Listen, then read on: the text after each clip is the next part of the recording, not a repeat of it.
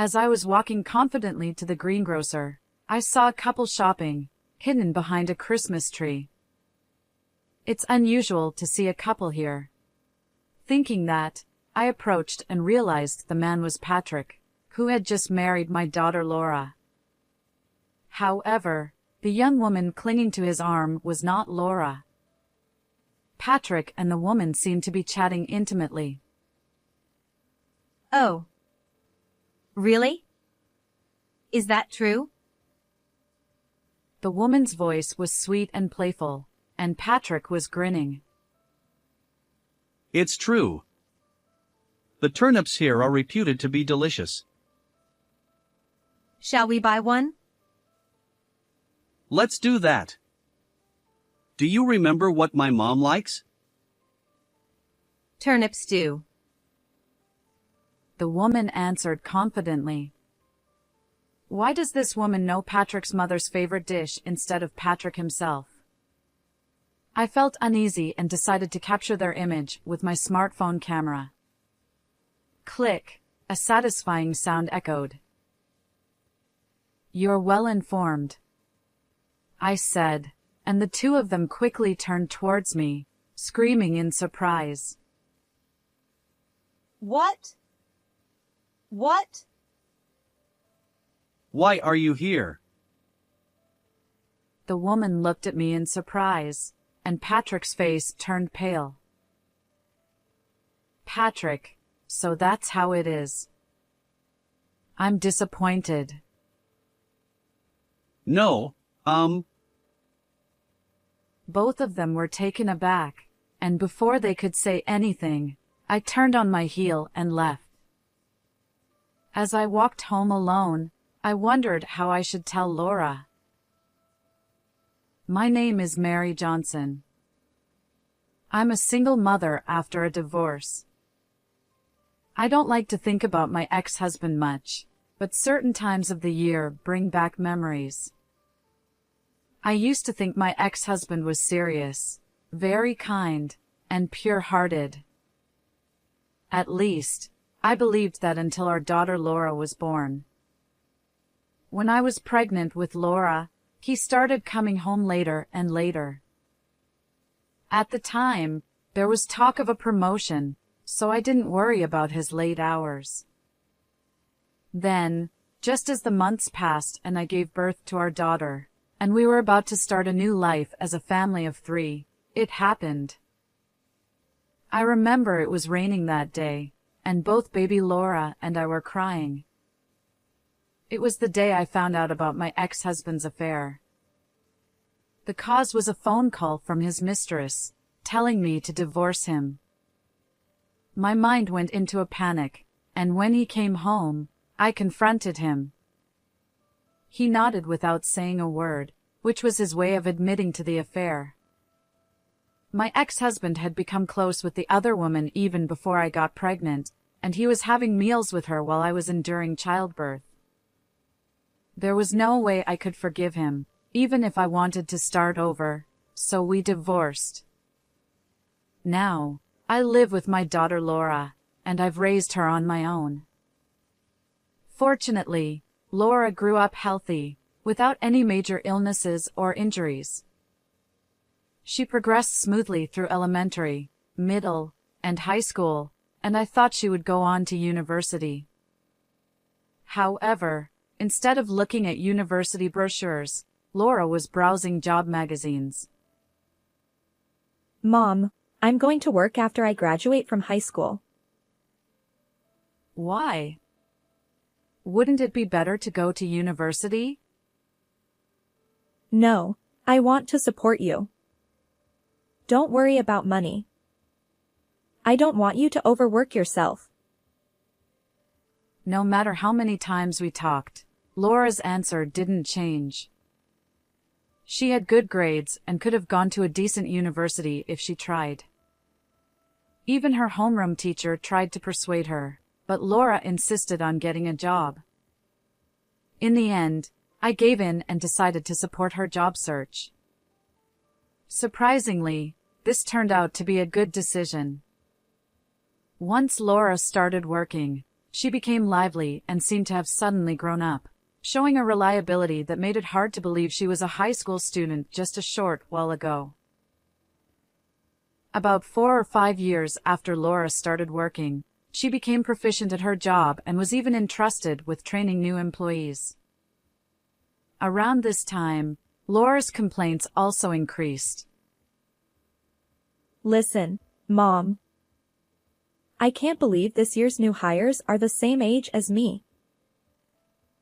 She seemed shocked by the difference between herself and those who were students just last month. Maybe you wanted to go to university after all. No, it's not that. There's one new hire who has a habit of slacking off. It's really frustrating. The company isn't a school.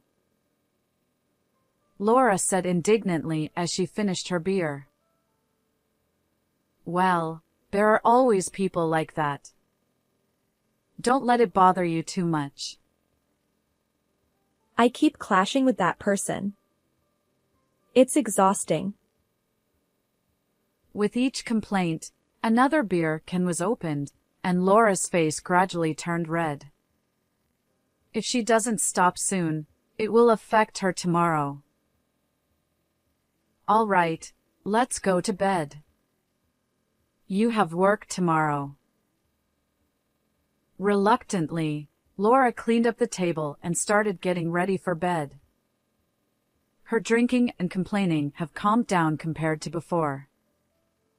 Just seeing that makes me feel Laura's growth, but maybe that's just me being a doting parent.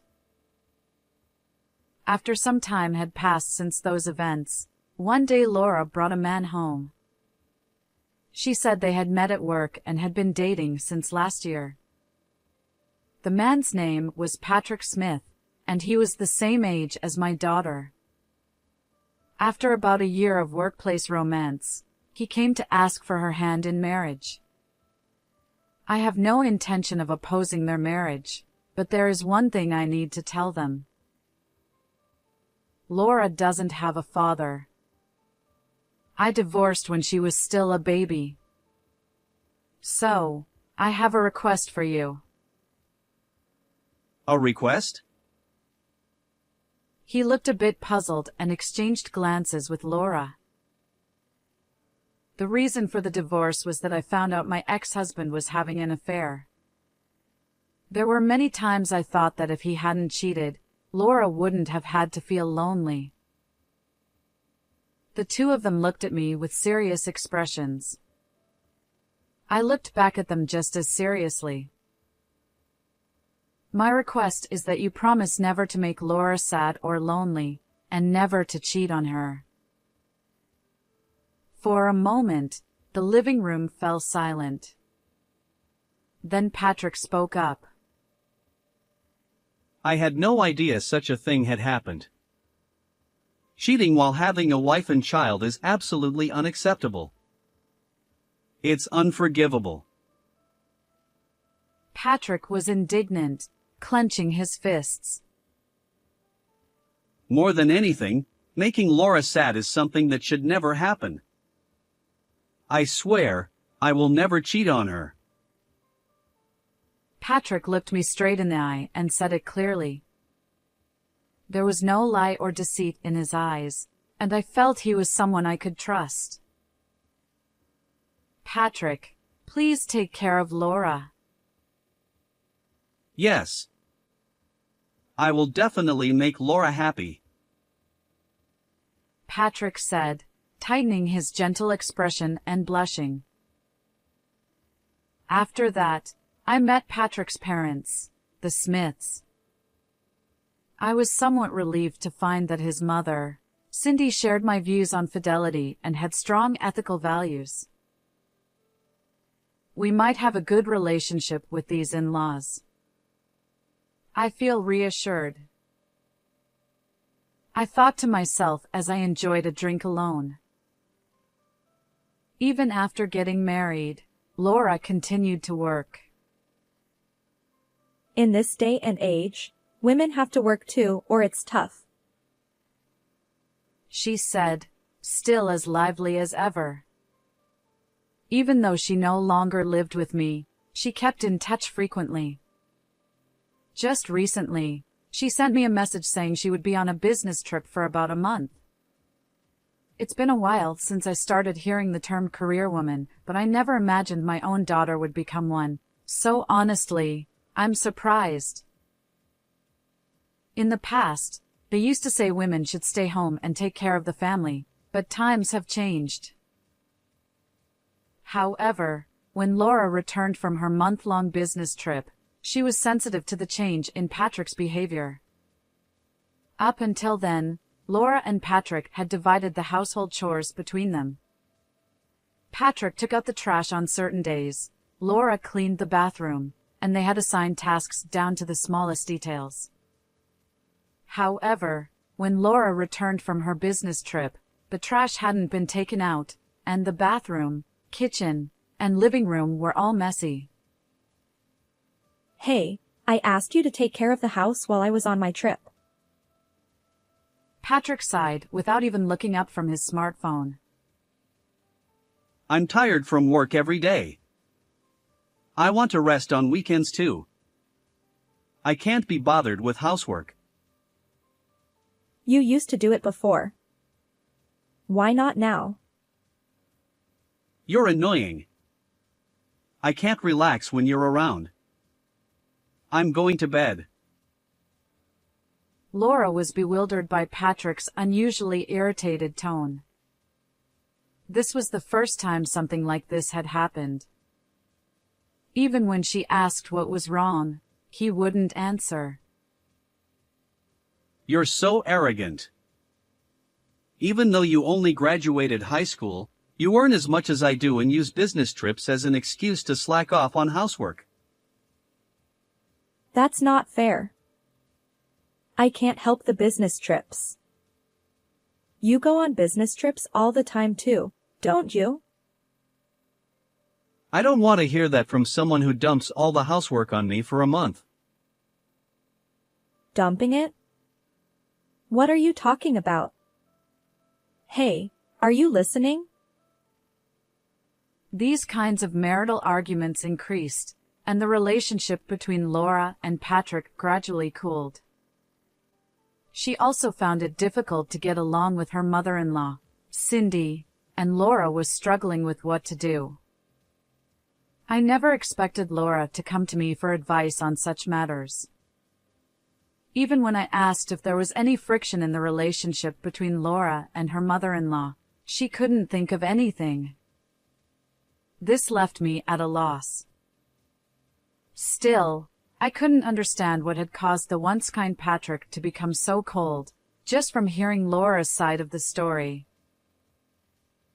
Around that time, I had the opportunity to meet Patrick and Laura at a family gathering. I took the chance to speak to Patrick privately, away from Laura. Patrick, it's been a while. Oh. Yes, it has. His unusually distant attitude made me feel uneasy. I hear Laura is in your care. How about you both come over for dinner sometime? I have work. Besides, I don't like that kind of thing. Oh, is that so? Realizing he was trying to brush me off coldly, I thought something must be up. How's work going? Is everything okay? Enough already. Laura keeps asking me questions like you do. Is that your personality? What? No, I didn't mean. Work is fine. Is that all? Honestly, it's your poor upbringing that made Laura so arrogant, bossing me around. He spat out the words and quickly walked away. Seeing his changed attitude and hearing him blame my upbringing, it was clear something had happened to him. The situation between the two of them seemed more serious than I had thought. But how could I resolve this? It's not me who can improve their relationship. It's up to them. Not knowing what they wanted, all I could do was watch over them. As I spent my days thinking about this, Laura started contacting me more frequently. Even when she wanted to talk things over with Patrick, he wouldn't engage. Even on the rare days they both had off, Patrick would go out without saying anything. He wouldn't eat the meals she prepared, and they stopped seeing each other altogether. It was practically a state of living separately under the same roof. One winter day, when you could see your breath in the air, I went to the shopping street in front of the station. With the year-end approaching, the shopping street was bustling, decorated with Christmas trees and playing Jingle Bells music. While many families were enjoying themselves, I headed alone to my usual greengrocer. The turnips there were reputed to be very sweet and delicious. There was a small Christmas tree at the entrance facing the street. As I walked confidently towards the greengrocer, I saw a couple shopping, hidden behind the Christmas tree. It's unusual to see a couple here. Thinking that, I approached and realized the man was Patrick. However, the young woman clinging to his arm was not Laura. Patrick and the woman seemed to be chatting intimately. I quietly sneaked closer until I could hear their conversation. Oh. Really? Is that true? The woman's voice was sweet and playful, and Patrick was grinning. It's true. The turnips here are reputed to be delicious. Shall we buy one? Let's do that. Do you remember what my mom likes? Turnip stew. The woman answered confidently. I felt uneasy, wondering why this woman knew Patrick's mother's favorite dish instead of Patrick himself. Realizing what was going on, I decided to capture their image with my smartphone camera. Click, a satisfying sound echoed. You're well informed, I said, and the two of them quickly turned towards me, screaming in surprise. What? What? Why are you here? Patrick and the woman, flustered, looked at me in shock. Patrick's face turned pale, which was slightly comical. Patrick, so that's how it is. I'm disappointed. No, Both of them were taken aback, and before they could say anything, I turned on my heel and left. As I walked home alone, I wondered how I should tell Laura. I also needed to inform his mother. My pace quickened naturally, and before I knew it, I was in front of my house. By then, I had calmed down a bit and started to think absent-mindedly about how I had forgotten to buy turnips at the greengrocer. As soon as I entered the house, I contacted Laura. Unfortunately, I reached her voicemail, so I left a message and hung up. Next, I called Patrick's mother. This time, the call connected quickly, and I explained the situation in detail. What? She screamed. I'll come over right away. What? But it's a long trip on Amtrak. We could arrange a meeting for another day. Mary, I must speak to my son firmly. I could hear her heavy breathing over the phone, and I couldn't say anything more. The call ended abruptly, and then Laura called me back. Her voice was panicked, so I tried to speak calmly. Yes, that's right. Patrick. What? What did the woman look like? Well, I took a photo, so I'll send it to you later. Just stay strong. Laura sounded distressed.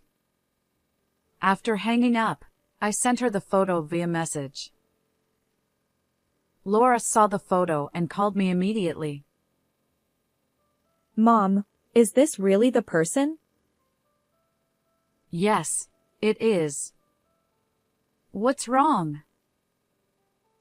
This woman works at my office. What? Indeed, I remembered that she was talking about the company in the same manner she would when addressing Patrick and her seniors. Her name is Sophia Wilson. She's the one I often complained about clashing with. Oh, so she's your junior colleague? Yes. I can't believe it. It was past 3 o'clock. I decided to head to Laura's house. On the way, I received a call from Patrick's mother, who had indeed rushed over on Amtrak. We met at the nearest station and went to Laura's house, where she was already waiting for us. The three of us waited anxiously for Patrick to return. A few hours later, we heard the front door open, and he came home. Patrick closed the door silently and quietly entered the living room. His face was sullen, but when he saw us, he turned pale and stepped back in shock. Mom, and you too, Mary, why? You know why. There's no use pretending. Patrick turned his back on us and tried to escape. However, the three of us grabbed the hem of Patrick's trench coat and pulled him back. Losing his balance, Patrick fell on his backside and grimaced. We all looked down at him. You can't just run away. Explain everything. Laura, what are you up to? You even called my mom? Don't you know how hard it is to travel by Amtrak? The ones having a hard time are Laura and Mary. Do you understand what you've done? Reprimanded by his own mother, Patrick flinched. Do you remember when I saw you at the shopping street today? Who was that woman with you? She's a junior colleague from work. For a junior colleague, you seemed awfully close. You were even linking arms and having fun. No, that was... Looking embarrassed, Patrick lowered his head. Laura spoke up. It was Sophia, right?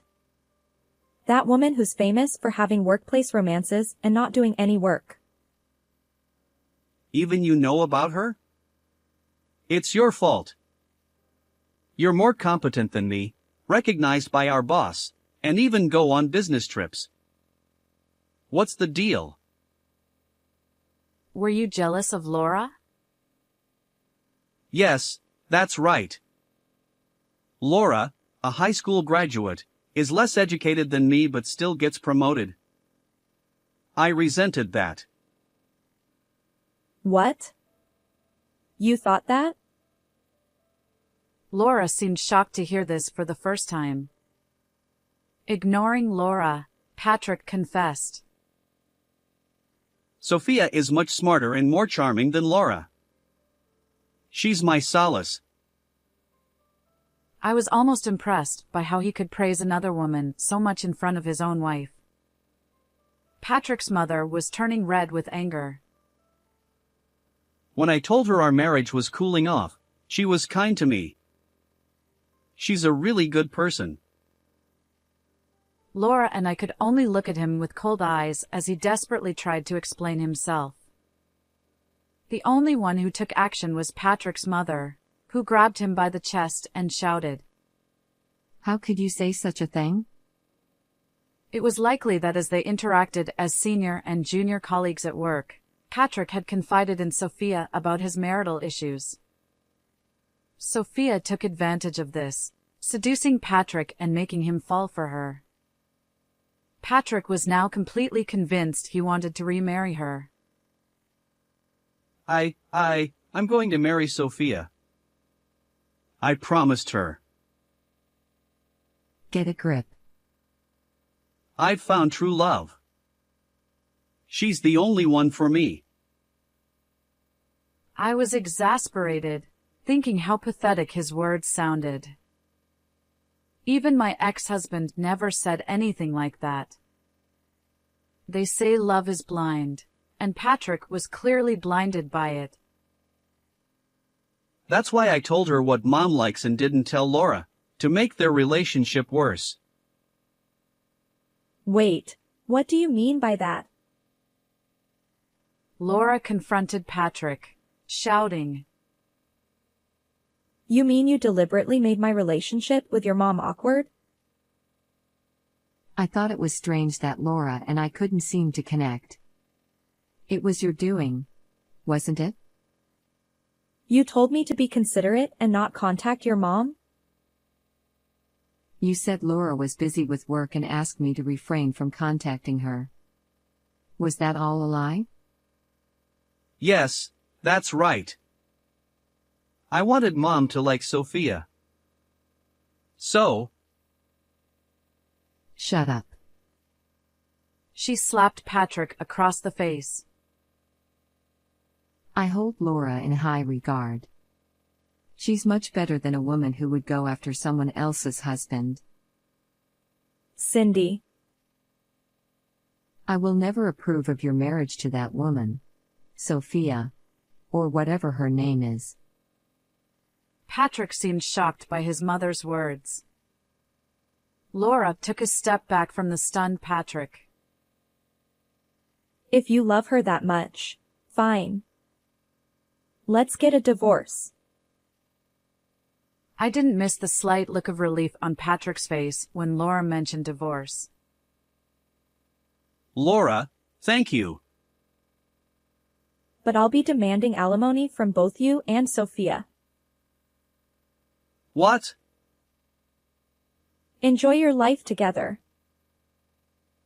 Laura spat out the words and slapped Patrick. She then demanded he sign the prepared divorce papers, and Patrick, still in shock, signed them.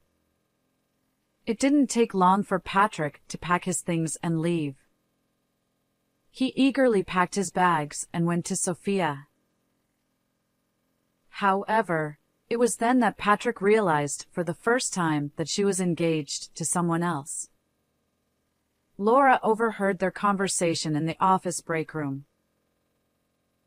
Sophia, you must be joking, right? What about our marriage? Did you seriously believe that? How pathetic. I never had any intention of marrying you. What? I just wanted to mess with Laura. It was fun to disrupt her family. She laughed gleefully. As Sophia tried to leave the bewildered Patrick, Laura quickly caught her. I heard everything. I'll be demanding alimony from you too. Laura. No, it was just a joke. Why are you taking it seriously? A joke? This? Laura showed her the messages on Patrick's phone as evidence. The messages were filled with heart emojis. At that moment, Sophia turned pale and stood speechless. Laura consulted with a lawyer and made Patrick and Sophia pay alimony at the standard rate. As December arrived, marking the end of the year, both Laura and I were trying to wrap up various things. Laura moved out of the house she shared with Patrick and returned to live with me. Over drinks, she gradually started talking about Patrick and Sophia. According to Laura, Patrick managed to pay the alimony, but it left him in debt. Additionally, his mother disowned him because of the incident. Patrick respected his mother greatly, so this was a huge shock for him. He went to work every day looking pale. Since he worked at the same company as Laura, His infidelity quickly spread throughout the office. Female colleagues and supervisors gave him cold looks, making it uncomfortable for him to stay. He planned to resign by the end of the year. What happened to Sophia? I asked, offering Laura some cheese as she sipped her drink. Sophia's situation was also a hot topic at the office. Her fiancé was a salesman from a client company, and the news of her affair reached him through mutual acquaintances. Naturally, he was furious and broke off the engagement, demanding alimony. Despite her attempts to reconcile, he refused. Sophia ended up with a large debt to pay the alimony. Feeling uncomfortable at work, she used up her paid leave and had already resigned. This is just a rumor, but I heard she started working at night. Well, it suits her, doesn't it? She said this half-heartedly, her eyes somewhat glazed. Maybe she had drunk too much today. A few days later, Laura started receiving daily messages from Patrick and Sophia. Laura, I've realized that you're the only one for me. Can we start over? You ruined my life. Take responsibility. These messages ranged from Patrick begging for reconciliation to long, resentful messages from Sophia. Who was it that said cheating was unforgivable? Laura sighed in exasperation and ignored the messages. She blocked both of their contacts and pretended not to know them if she saw them in public. Now single again, Laura was thriving as a career woman, and she looked radiant. Surprisingly, Patrick's mother, Laura's mother-in-law, and Laura had hit it off and still kept in touch occasionally. The catalyst for their bond was alcohol. Both enjoyed drinking and would chat enthusiastically about snacks and local sake. It's good that you get along, but don't drink too much. Don't worry. She hiccuped, clearly drunk. It seemed that Laura and her mother-in-law would continue to have a good relationship next year as well. As her real mother, I felt a bit lonely, but I was also very happy to have Laura living with me a little longer. Oh, by the way, I'm going to the shopping street tomorrow. Should I buy some turnips? Oh, I forgot to buy them. Yes, please. Thinking about making turnip stew or soup, I started planning the weekend menu. How did you like this story? Please subscribe to the channel. See you in the next video.